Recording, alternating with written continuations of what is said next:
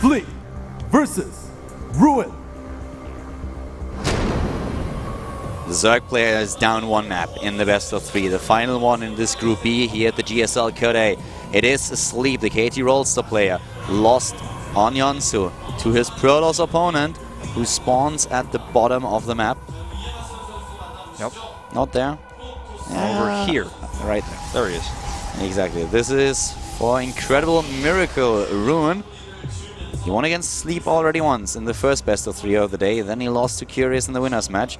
And now he has to win a single map. And he will advance to Code S. We'll see how this one plays out.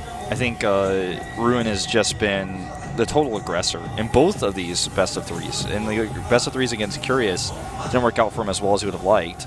But in this first game, especially, he just tore Sleep apart. And we're going to see him go for a Gateway expansion this time. Gateway in the main. You know, it's actually really funny. The first game, the first best of 3 that we saw between Sleep and Ruin, I really felt that Sleep was just blindsided by his opponent choice, but in general played the more stable play. Right now, in the first game of this series, actually, it looked more like Ruin was the one who was playing it a little bit like safer, a little more stable, had the crisper build there, and really won the macro match, and not just because he surprised his opponent. So things are shifting a little bit between the two of them. Yeah, I couldn't agree more. And this is the situation that we're in right now for Sleep. Is he's got to be feeling like, wow, I was really expecting aggressive play. I tried to play defensively and see that third base. This is really not what I expected, and I just have to keep myself together here because all the momentum is on Ruin right now. And with losing the game that we saw Sleep lose there, you just feel really frustrated, like you just didn't know exactly what you were about to get hit by. And then when the Void Rays and the Oracle came in, the micro was so good, he was just like, well, what am I supposed to do? What am I supposed to do about this? His Queen got caught off guard a couple of times as well when he lost the first ones, and then his massive Gateway follow-up was just something where he didn't have the power anymore. A few more seconds, if he gets those Swarm Hose out faster, then he has a chance there. But with the Swarm Hose being late in the game, he could pick them. Ruin could pick them off one by one, and that's exactly what he needed to do there. Yeah. Now the Nexus is halfway done. He goes Gateway, Nexus, and then Core and Gases. So it's kind of like the middle ground build where you get your tech up pretty quickly as a Protoss, but at the same time your Nexus goes up too. So it's no Forge, no cannons. The one thing that is always a little bit funny if you look at the upgrades for Swarm Horse, by the way, is that most Zerg players will treat Swarm Horse very similar to Infestors, where they get the upgrade out first and then kind of time that, but it's not really an advantage that you gain in terms of, like, with Infestors you start with more starting energy if you build them after the upgrade complete. With Swarm Horse it doesn't really matter for the Locusts too much. So I mean, if you're using them defensively, it doesn't matter how long they live. Exactly, so you could just go and just say, like, alright, I gotta get a few Swarm Horse out first and then start my upgrade. Yeah, that's definitely a really good point. Something that might have been able to help Sleep out a little bit in the last game, especially if he had gotten them a little bit faster. And again, he didn't really know that there were 10 gateways. Hard for him to expect that kind of attack was coming. Yeah, it would have been tough either way. There was a massive gateway army coming, and he had detection too. So it's not like this simple switcheroo would have won him the game or anything, but he might have made it a little bit easier. Definitely food for thought. Something to consider. And well, we have the third base coming up for Sleep once more. So he's 530 already getting that, and at the same time we have at the bottom of the map the Overlord just trying to find exactly what Ruin is going to do. And this time he's not losing the Overlord. So he can later send the Overseer right into the main base and the Natural, try to find out what is the follow-up. We have actually Robo. This is totally new. We haven't seen this one yet from Ruin if he ever took a Nexus. So he could do an Immortal timing push. Yep. And that's great to do when you're up with a game in the series, especially on this map. I think the map's really good for it. And especially when your opponent is expecting you to commit to Stargates again. Yeah. And the Overlord is denied again to the south. And the Overlord that's up to the top left is expecting a Stargate. You can tell by how far we flew. Just about to say, I would not blame Sleep for building Spore Crawlers immediately, and that's what he does. He gets the first Spore Crawler here, and why wouldn't he? Every single time he saw Ruin play on two bases, the Protoss player went into a Stargate. This time Ruin starts to mind game him, and is like, well, if you commit again to anti-air, I'm just going to be there with my Immortals. He's chrono boosting them already, and we're going to see that Immortal push, and there comes the second Spore Crawler for Sleep, who expects a Stargate commitment. Yep, and he chased the Overlord to the south away so it couldn't scout. The one to the top left he already identified flew away. He takes the gas that's closer to the Overlord that flew away, so if this Overlord comes in here, he's not going to see the gas at the Natural, so that's going to be confusing as well. He's not going to know exactly what's going on, and two gateways coming up, probably see a third one added very soon. He just wants to continue that Immortal production. sentries here with the Zealot. If he even sends a probe over here, it might be able to trick him into thinking that he's going to take a third base, at least give him that initial idea. First Immortal is ready. Second one is being chrono boosted. The additional gateways, of course, not far away. Yep, there they are. And absolutely unscouted, has no idea. Maybe has a bit of a... He might have a bit of an inkling of what's going on there. He's not droning anymore. He's just getting a few roaches out there, trying to get the speed for the Zerglings and Zerglings itself in the game. So it looks like he kind of knows what he's up against now. Yeah. I mean, he's got to realize, okay, well, I haven't seen any Stargate units. They should have hit my base by now. You don't have a third. I've got my Overlord to check for that. Must be Immortals or at least some sort of gateway timing coming my way, so I need units right now, not drones. It's still going to be difficult to hold that off. The Warp Prism is building. We have more and more gateways being added, so that's a lot of production that we are going to see for Rune. He's moving out now with his army. So far, this was not scouted, I think, but still, we have just units being built now for his opponent, and even Spine Crawlers are being added to the mix. Yep. The counterattack here for Sleep could actually hurt him a little bit too, because he's not going to have those units at home. Depends on how much damage he gets done to Ruin and how Ruin responds, because he's being attacked right now. And what he needs to warp in here is sentries back at home. If he's on cooldown on his warp gate, so that's a big problem. He evacuates that third base. He's sacrificing the third base. He's trying to break through the wall at the natural of the Protoss player and gets in.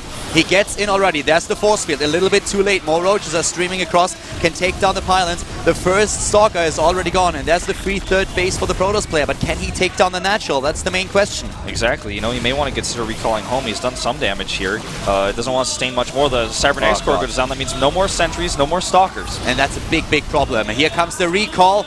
Recalls back and tries to save his base, and he does. Structures lost one base for 2 pylons, and of course the Cybernetics core. I really think that this is a great position for Sleep. I mean, he's got roach speed. He lost the base. His worker count, though, is 51 to 40. He can remake his hatchery. There's no way that Ruin can attack that again. He's just going to get counterattacked over and over again. He doesn't have any warp ends of ranged units. Big problem is going to be a third base taken by Ruin, because we have now a lot of units out for Sleep. He has 78 army supply that he can utilize to just take down any kind of third base that Ruin wants to get.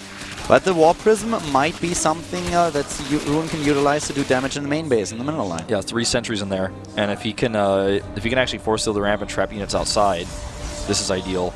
He's aiming for that ramp, actually. Yeah, he's going to go right for the ramp. And he's going to try to trap units outside. Well, or try to kill the Queen. Yeah, just going for the Queen snipe there. And he's not even going to get it. He actually could have done a lot more if he hit the ramp. The Queen is pulling a Michael Jackson between those 2 mineral fields. Well, doesn't matter if you're red or orange. I guess. That's what the Red Queen says. Burrow on the way, and well, that was weird. Check the sensor tower for a second. Gets away with that sentry. Zealot never made it home. There's still no third base, and he's moving towards that third now. There's still an Overlord spreading creep, but it's not like the idea to get a third now. He's just trying to move out and do the damage again. The army supply, the gap is closed a little bit. It's 83 versus 116. The problem is the composition for Rune is very scary. With good force fields, he could do a lot there. The burrow movement's not there yet. Exactly. Tunneling claws aren't there yet. And burrow is going to be ready, but you need the tunneling claws if you really want to go past those force fields. And we have detection in the mix. We have an observer there. Yeah, he's got a great flank setup here, which I really, really like.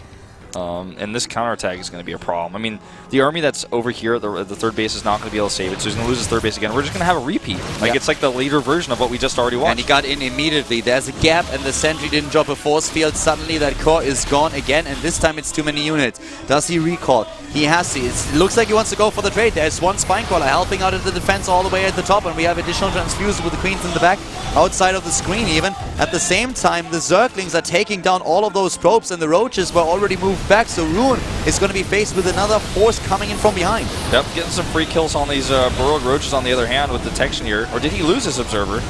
No, the Observer is still there. He's killing him. Yeah, he's sending him over. And I mean, he just has nothing at home. The problem is that Sleep's reinforcement should be able to clean this up. Ruin is killing every so is being killed completely at home. He's losing every single worker that he has. Here comes the burrow movement going in. He needs to take down those Immortals, but I think he will. There's no chance for Ruin to get any additional units into the game. He doesn't have the resource anymore. There's no income for him, and he's losing everything. Yep, everything's going down here. Down to 38 supply, and we are going to go to a third and final game here. Nice micro at the end of the day, but it's too much. GG. Sleep.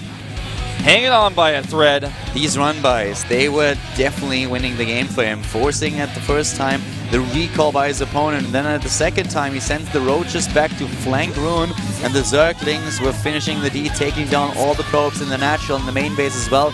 No more income for the Protoss, no more chance of warping in anything, especially since there was no cybernetic score anymore, so Zolitz alone would never have done the trick against those roaches. Yeah, you're exactly right.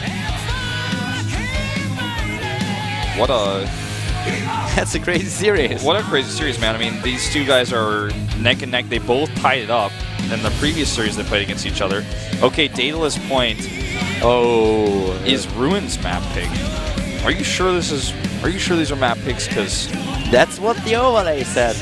I guess Ruin's got a plan, man. Or a death wish. Maybe he's going to do one-base DTs. Sleep's already watched that happen before, though. I'm confused. I'm very confused. Why would you ever pick that map as a Protoss player? I have no answer for you, man. But this is the first time I'm ever going to see a pro match on it. Guys, maybe we have the wrong information here, but like my last information was that the loser picks. Well, we'll see. We'll see what Ruin's got planned here, whether he picked it or not. He's definitely going to have to figure something out. Sleep, on the other hand, definitely going to be feeling pretty comfortable, not only because he's got the momentum right now with that solid defense in Game 2, but because he's playing on Daedalus Point, a map that Protoss players are generally not too fond of. Let's see what kind of wall we have there. So we are going to jump into the game. This is the final map in Group B. Later on we're going to broadcast Group A, of course. Right now we're going to the last game between Sleep and Ruin at the GSL Code A, brought to you by Colin Wolf.